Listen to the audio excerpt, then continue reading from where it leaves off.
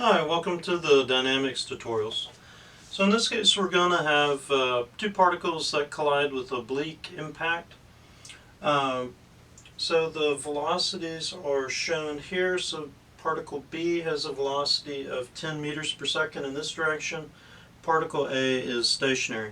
So when we look at where they contact, we establish this plane of contact here, and then we establish this line of impact going along here. So with particles, that line of impact is just going to be connecting the two mass centers. Plane of contact is going to be this plane where the two particles are tangent right at impact.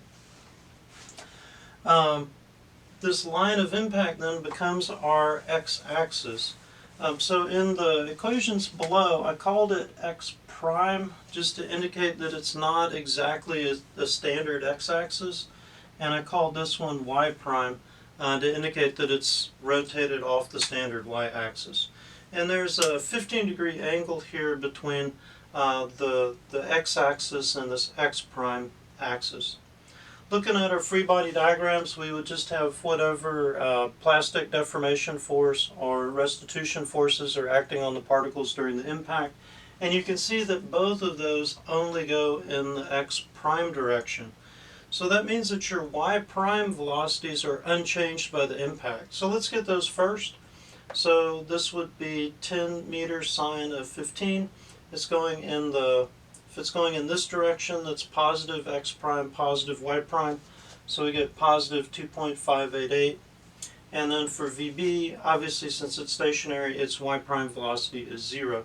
So these velocities are completely unchanged by the impact. We'll use them again in just a sec to calculate the speeds.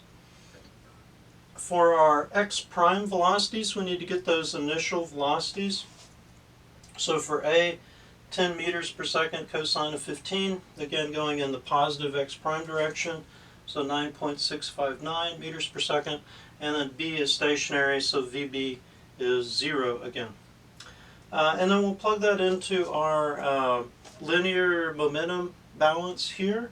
So mass of A, velocity of A, plus mass of B, velocity of B before the impact, and then mass of A, velocity of A, mass of B, velocity of B after the impact. Again, notice the forces, the reaction forces, are only going in the x prime direction, so this equation needs to be only for the x prime direction. So we plug in our x prime forces, and then we have our coefficient of restitution given in the problem statement of 0.75.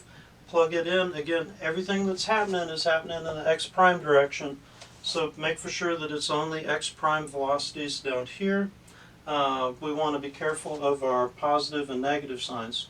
This gives us two linear equations with two unknowns, VA2x prime and VB2x prime. Typically you just solve these with substitution. So when you do that, you'll get VA2x prime is negative 4.427 meters per second, and VB2x prime is 2.82 meters per second. The problem asks us for the speeds, so we'll take the two components, the y from here, the x from here, square them, add them together, take a square root, and that gives us the two velocities then after impact. If the problem had asked us for the vector velocities, let's take a look at what that would look like. We need to draw them out. So we're going, for B, we'd be going negative 4.427 here.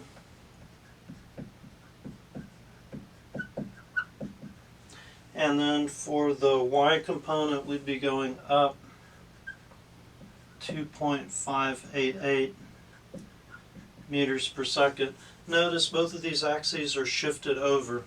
So then we need to add these two vectors together to get a final vector velocity. The magnitude of this vector would be the same as that one. And then you'd have to compensate or rotate due to the 15 degrees. You could either get your velocity here and then figure out your angle and then add it to that angle to figure it out, or you could break each of these up into conventional x and y coordinates and then add up your x's with your x's and add up your y's with your y's and then solve for your VB2. But it's a little more complicated to get your vector velocities when you're rotated like this, but just know that you can do that. Thanks for watching.